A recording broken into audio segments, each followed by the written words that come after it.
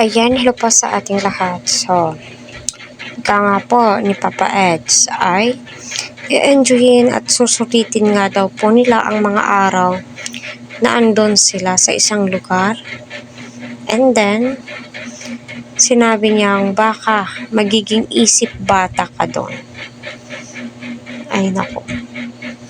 Di naman po talaga may iwasan po yan, no? Lalong-lalo na po tayo na may nagkakaedad na. May mga times na nagiging clingy po tayo, nag-change po yung mood po natin. Lalong-lalo na kapag tayo ay makapunta sa paborito po nating lugar. Yung child tawag nito ay yung gusto mo, like Disneyland, no, na gustong-gustong puntahan ni Viancy. So, ano bang tawag doon mga ka-Team Edsy? Correct me if I'm wrong na lamang po, ano? So, yun na nga po, patuloy po natin suportahan si Kalingap Rock people at ang buong team. Please, wag po natin skip ang kanilang ads para sa ganon ay marami pa pong kababayan po natin ang kanilang malingap and syempre ang kanilang matulungan po, ano. So, ayun na nga po, no. Habang nagkikwentuhan po si Viancy at saka si Eds, nagpaalam po siya sa magulang, clarify po niya kung masama nga po ba daw ang loob ng parents ni Viancy. Yun na nga po, tinawanan lang po siya ni Tata.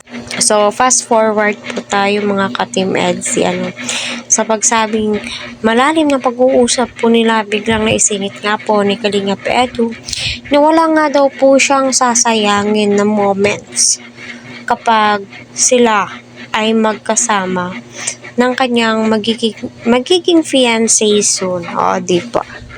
Lahat ng memories, lahat ng lugar na pupuntahan po nila ay kakapturan po nila.